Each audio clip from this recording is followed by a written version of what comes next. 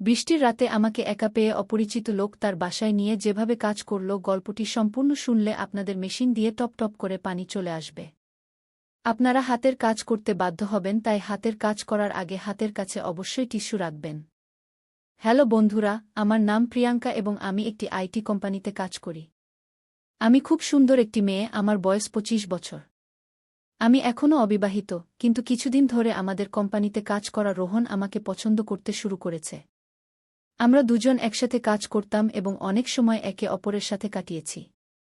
আমিও রোহনকে পছন্দ করতে শুরু করেছিলাম। সে খুব হাসি খুশি ছিল এবং সবসময় মজা করত।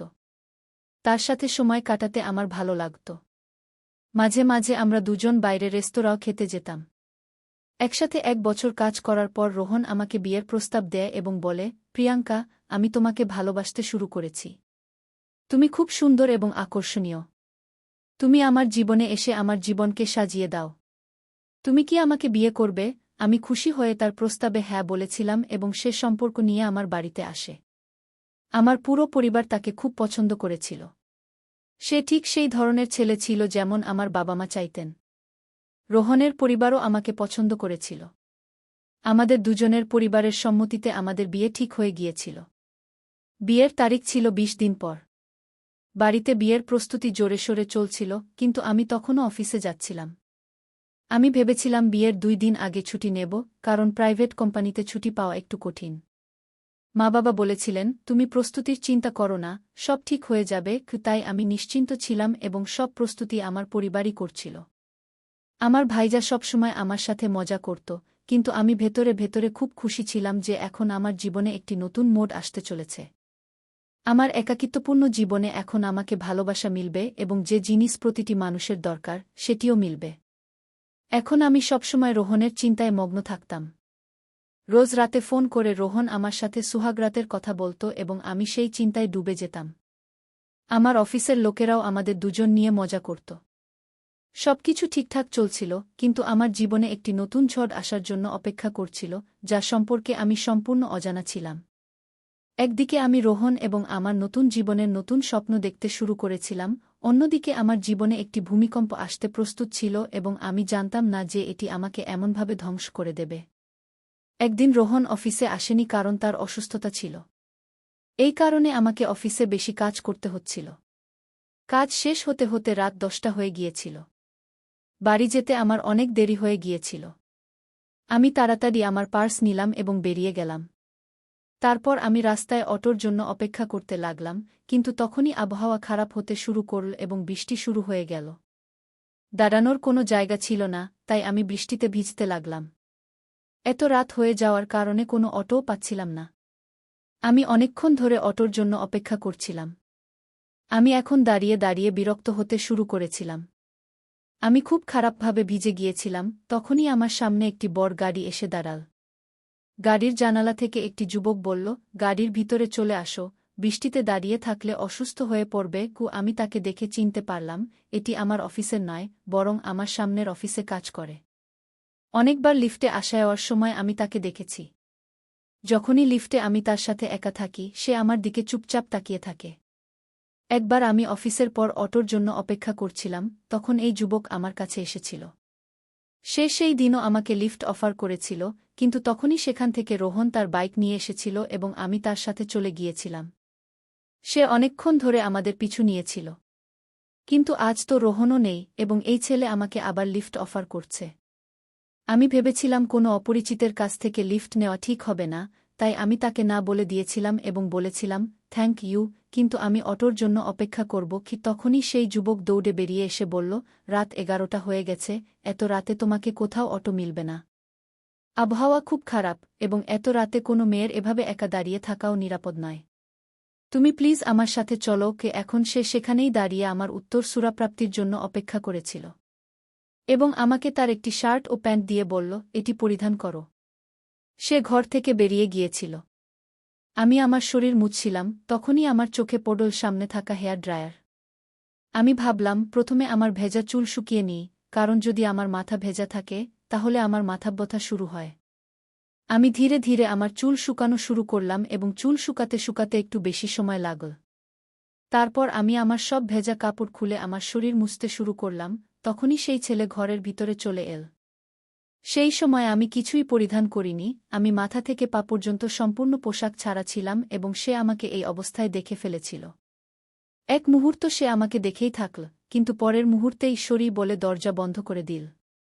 আমার অবস্থা তখন খুব খারাপ হয়ে গিয়েছিল, একটি যুবক ছেলে আমাকে এই অবস্থায় দেখে ফেলেছিল। আমি তৎক্ষণাৎ শার্ট পরলাম, কিন্তু তার প্যান্ট আমার জন্য মানানসই হচ্ছিল না, তাই আমি তোয়ালে জড়িয়ে নিলাম। এরপর যখন আমি বাইরে বেরোলাম সে বলল, আমাকে ক্ষমা করো, কিন্তু আমি তো দরজা নক করে এসেছিলাম, তুমি উত্তর দিলে না কেন? তখন আমার মনে পড়ল যে সে দরজায় নক করেছিল, কিন্তু আমি এতটাই বিভ্রান্ত ছিলাম যে কিছু বলতে পারিনি। আমি বললাম, যা ঘটেছে তা আমারই ভুল ছিল, আমার মন অন্য কোথাও ছিল। আমি বললাম, তোমার প্যান্ট আমার জন্য মানানসই হচ্ছে না। সে বলল, চিন্তা করো না, আমি তোমার কাপড় ওয়াশিং মেশিনে দিয়েছি, এতে সম্পূর্ণভাবে কাপড় শুকিয়ে যাবে, আধা ঘন্টা লাগবে। এরপর তুমি তোমার কাপড় পরে আরামের সাথে বাড়ি যেতে পারবে। সে আমার কাপড় শুকাতে দিল, তারপর বলল, চলো কিছু খাবার বানাই, তুমিও খেয়ে নাও। আমরা দুজনেই রান্নাঘরে চলে গেলাম এবং সে অমলেট ও চা বানাতে শুরু করল। খাবার প্রস্তুত করে আমরা দুজনেই খেতে শুরু করলাম, কিন্তু আমি লক্ষ্য করলাম যে সেই ছেলে আমাকে দেখছে। তখনই আমার মনে পড়ল যে আমি আমার শার্টের উপরের বোতাম খুলে রেখেছি এবং সে আমার শরীর দেখছে। যেই আমি এটা বুঝতে পারলাম সে আমার খুব কাছাকাছি চলে এল। সে আমার শার্টের বোতাম লাগাতে শুরু করল, তখনই আমার শ্বাস খুব দ্রুত হয়ে গেল এবং তার শ্বাসও খুব দ্রুত চলতে শুরু করল। এই ছেলে কতটা হ্যান্ডসাম! আমি তার মুখই দেখতে থাকলাম। সে বলল, আমি তোমাকে একটি পাজামা দিচ্ছি, তুমি এটি পরিধান করো। এত বলেই সে আমার জন্য একটি পাজামা নিয়ে এল। আমি পাজামা পরিবর্তন করার জন্য ঘরে চলে গেলাম, কিন্তু আমি আবারও অজানা কোনো চিন্তায় বিভোর ছিলাম যে দরজা বন্ধ করাই ভুলে গেলাম এবং সেখানেই পরিবর্তন করতে শুরু করলাম। আমি তোয়ালে সরিয়ে ফেললাম এবং নিচে কিছুই পরিনি। সে সেখানেই দাঁড়িয়ে আমাকে দেখছিল। আমি পাজামা পরার আগেই সে আমার কাছে চলে এল এবং আমাকে তার বাহুতে জড়িয়ে আমার ঠোঁট চুম্বন করতে শুরু করল। আমি বিভোর হয়ে গেলাম। সে আমাকে বিছানায় শুইয়ে দিল। আমাদের দুজনেরই শ্বাস দ্রুত চলতে শুরু করল। সে আমাকে বারবার চুম্বন করতে লাগল এবং আমি তার ভালোবাসায় গলে যেতে লাগলাম। জানি না কি এক মাদকতা ছড়িয়ে পড়ল যে আমার কোনো কিছুরই হুঁশ ছিল না। সে আমাকে চুম্বন করতে করতে আমার শার্টের বোতাম খুলতে শুরু করল। কোনো ছেলে আমাকে প্রথমবার চুম্বন করেছিল, রোহনও আমাকে আজ পর্যন্ত চুম্বন করেনি, শুধু আমার হাত ধরেছিল। রোহনের কথা মনে হওয়া মাত্রই আমার মনে পড়ল যে আমার বিয়ে হতে চলেছে। কিন্তু এখন আমি এই রোমাঞ্চকর যাত্রার সেই মুহূর্তে পৌঁছে গিয়েছিলাম যে নিজেকে থামাতেই পারছিলাম না। সে ধীরে ধীরে আমার শার্টের সব বোতাম খুলে দিল। আমি তার ভালোবাসার গভীরে ডুবে গেলাম। আধা ঘন্টা ধরে আমরা সুদবুদ হারিয়ে ভালোবাসা করলাম। কিন্তু তখনই হঠাৎ আমার মনে হল, আমি কি করছি? এটা ভেবেই আমার চোখ থেকে অশ্রু বেরিয়ে এল। আমি বললাম, তুমি কি করছ? আমি তো তোমাকে চিনি না। সে বলল, আমি আকাশ, আকাশ সিংঘানিয়া। এই নাম শুনেই আমি চমকে উঠলাম, কারণ আমার পাশের অফিসের সিইও আকাশ সিংঘানিয়া, অর্থাৎ এটি একটি বেশ ধনী ছেলে। এবং সে কি আমাকে চেনে? কারণ প্রতিবার সে আমাকে তার বিল্ডিংয়ের আশেপাশে পায় এবং প্রতিদিন লিফটে আমার সাথে ওঠানামা করে। কিন্তু আমি কখনো তার দিকে মনোযোগ দিইনি। আমি বললাম, থামো, এর বেশি কিছু করো না। যদিও আমি নিজেকে থামাতে পারছিলাম না, কিন্তু সম্ভবত সে আমার চোখে অশ্রু দেখে থেমে গেল এবং ঘর থেকে বেরিয়ে গেল। সে তার সীমা অতিক্রম করেনি এবং আমার সম্মান অক্ষত ছিল। আমি দ্রুত উঠে দেখলাম আমার ভেজা কাপড় শুকিয়ে গেছে। আমি দ্রুত আমার কাপড় পরলাম এবং বাইরে চলে এলাম। আকাশ আমার দিকে তাকাচ্ছিল না, কিন্তু আমি তার সাথে কথা বলতে চাইছিলাম। সে আমার দিকে না তাকিয়েই বলল, চলো প্রিয়ঙ্কা, আমি তোমাকে বাড়ি ড্রপ করে দিই। আমরা দুজনেই গাড়িতে বসলাম। আমি চাইছিলাম আকাশ আমার সাথে কথা বলুক, আমাদের মধ্যে যা কিছু ঘটেছে সে সম্পর্কে কিছু বলুক, কিন্তু সে তো আমার দিকে তাকাতেই পারছিল না। আমার বাড়ির পা।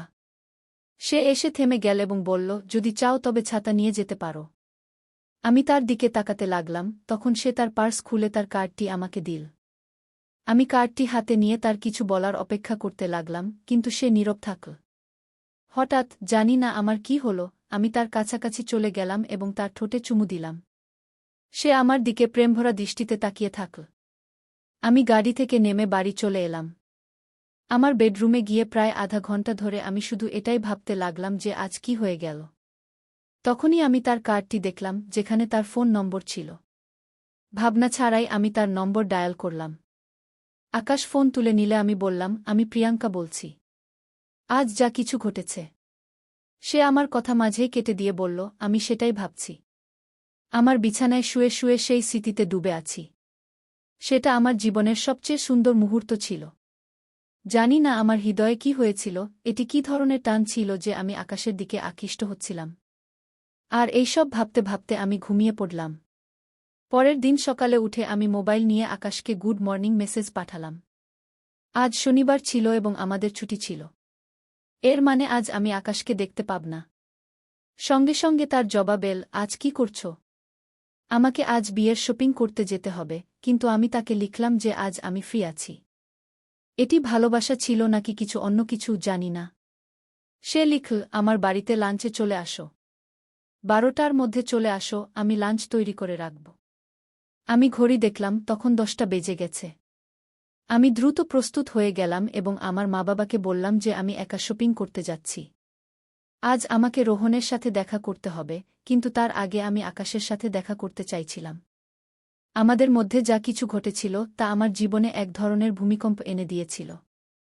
আমি আকর্ষিত হয়ে তার বাড়িতে 12টার মধ্যে পৌঁছে গেলাম। আমাকে দেখে সে হাসল এবং বাড়ির ভেতরে ডেকে নিল। সে বলল, খাবার তৈরি আছে, আগে খেয়ে নিই, তারপর কথা বলব। খাওয়ার পর আমি বললাম, দেখো আকাশ, গতকাল যা কিছু ঘটেছে সেটা কিভাবে যেন হয়ে গেল। আমার বিয়ে ঠিক হয়ে গেছে এবং 19 দিন পর আমার বিয়ে। আমার কথা শুনে তার মুখে রাগ স্পষ্ট দেখা যাচ্ছিল, যেন সে আমাকে হারাতে চায় না। সে কি আমাকে ভালোবাসে? এটা বলে আমি সেখান থেকে যেতে লাগলাম। হঠাৎ সে আমার হাত ধরে বলল, যদি তোমার ইচ্ছা পরিবর্তন হয়, তবে আমি তোমার জন্য অপেক্ষা করব। তার চোখে আমি আমার জন্য ভালোবাসা দেখতে পাচ্ছিলাম। তার একটি স্পর্শে আমার পুরো শরীরে এক ধরনের কম্পন শুরু হয়ে গেল।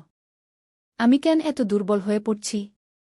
আমি তৎক্ষণাৎ তার কাছাকাছি চলে গেলাম এবং তাকে জড়িয়ে ধরে একটা আলিঙ্গন করলাম। সে আমাকে একদম পাগল করে দিচ্ছিল। অনেক কষ্ট করে তার থেকে আলাদা হয়ে আমি বেরিয়ে এলাম এবং রোহনের সাথে আবার শপিংয়ে ব্যস্ত হয়ে পড়লাম। রাতে যখন বাড়ি ফিরলাম তখন রোহনের ফোন এল। কিন্তু জানি না কেন, এখন তার সাথে কথা বলার কোনো ইচ্ছাই হচ্ছিল না। যে রোমান্স আমাদের মধ্যে ফোনে হতো তাতে আমার মন লাগছিল না। আমি বললাম, রোহন, আমি খুব ক্লান্ত, কাল কথা বলব। এত বলে ফোন রেখে দিলাম। এবং না চাইলেও আমি আকাশকে কল করলাম। আকাশ ফোন তুলতেই জিজ্ঞাসা করল, আজ কি করেছ সারাদিন? আমি বললাম, আমি রোহনের সাথে বিয়ের শপিংয়ে ব্যস্ত ছিলাম। তুমি কি করেছ? সে বলল, শুধু তোমার ভাবনায় ডুবেছিলাম। সেই ভাবনা মন থেকে বেরোতেই চায় না। যদি কাল ফ্রি হও তবে প্লিজ লাঞ্চে চলে আসো। আমি বললাম, আমি আসব না। তুমি জানো আমার বিয়ে হতে চলেছে। এত বলে ফোন রেখে দিলাম। কিন্তু জানি না সে কি শক্তি ছিল যে পরের দিন 12টায় আবার আমি তার বাড়িতে পৌঁছে গিয়েছিলাম। আকাশ আমাকে দেখে মুচকি হাসতে লাগল এবং তারপর আমাকে ভিতরে ডেকে নিল। খাবার খাওয়ার পর আমরা দুজন সোফায় বসেছিলাম। হঠাৎ সে আমার উপর ঝাঁপিয়ে পড়ল এবং আমাকে ভালোবাসতে শুরু করল, আমাকে চুমা দিতে লাগল এবং বলল, তুমি তো বলছিলে যে আমি আসব না, তাহলে কিভাবে চলে এসেছ? তুমিও কি তাই অনুভব কর যা আমি করি? তাহলে এই দূরত্ব কেন? আসো, এই দূরত্ব মিটিয়ে দেই কি? তার কথায় আমি মাতাল হতে শুরু করেছিলাম, আমি তার ভালোবাসা অনুভব করতে শুরু করেছিলাম। সেই মুহূর্তে আমি এতটাই ডুবে গিয়েছিলাম যে সে আমাকে সম্পূর্ণভাবে নিজের করে নিয়েছিল। যখন আমার জ্ঞান ফিরে এল তখন অনেক দেরি হয়ে গিয়েছিল। 18 দিনের মধ্যে আমার রোহানের সাথে বিয়ে আছে, কিন্তু আমি সম্পূর্ণভাবে আকাশের হয়ে গিয়েছি। আকাশ বলল, এখন তুমি আমার, আমি তোমাকে ছাড়তে পারব না। চলো আমার সাথে। সে আমাকে নিয়ে তার গাড়িতে আমার বাড়িতে চলে গেল এবং সরাসরি আমার বাড়ির ভিতরে ঢুকে পড়ল। তারপর আমার মা-বাবাকে ডাকতে শুরু করল। আমার মা-বাবা এসে তাকে খুব অদ্ভুত দৃষ্টিতে দেখতে লাগলেন। আকাশ নিজের পরিচয় দিল, তারপর বলল, আপনাদের মেয়ে এবং আমি এক হয়ে গিয়েছি, এখন আলাদা হতে পারব না। কি? তার এই কথায় আমার মুখ সম্পূর্ণ লাল হয়ে গেল। সে কিভাবে আমার মা-বাবাকে এই কথা বলল? আমার মা-বাবা বড় চোখ করে আমার দিকে তাকাতে লাগলেন। বাবা বললেন, কিন্তু মেয়ে, কিছুদিন পর তো রোহানের সাথে তোমার বিয়ে হতে যাচ্ছে। কিন্তু তখনই আকাশ তার পকেট থেকে একটি বাক্স বের করল। যখন সে বাক্সটি খুল, তার ভিতরে একটি আংটি ছিল। সে সেখানেই দাঁড়িয়ে আমার মাথায় সিঁদুর দিল এবং বলল, এখন থেকে প্রিয়াঙ্কা আমার স্ত্রী। কুশে আমার হাত ধরে আমাকে নিয়ে তার বাড়িতে চলে গেল। তারপর কি বলবো, সেই ভূমিকম্পের সঙ্গে আমি ভেসে গিয়েছিলাম। রোহানের হৃদয় ভেঙে গিয়েছিল, কারণ আমাদের বিয়ে ভেঙে গিয়েছিল। আমার মা-বাবা যেন বিশ্বাসই করতে পারছিলেন না যে কি ঘটেছে। আমিও কিছু বুঝতে পারিনি যে কিভাবে আমি একটি অচেনা ছেলের এত কাছে চলে গিয়েছিলাম, যে নিজের বিয়ে ভেঙে তার সাথে বাড়ি বেঁধে নিয়েছিলাম। কিন্তু সম্ভবত এটাই ভালোবাসা। অনেক সময় ভালোবাসায় আমরা আমাদের জ্ঞানবুদ্ধি হারিয়ে ফেলি, এবং এটাই আমার সাথে ঘটেছিল। বন্ধুরা, আমাদের এই গল্পটি কেমন লাগলো অবশ্যই আপনারা কমেন্ট করে জানাবেন। যদি ভালো লেগে থাকে তাহলে অবশ্যই পরবর্তী গল্পের জন্য আমাদের চ্যানেলটি সাবস্ক্রাইব করে আমাদের সাথেই থাকবেন। ধন্যবাদ আপনাদের সবাইকে।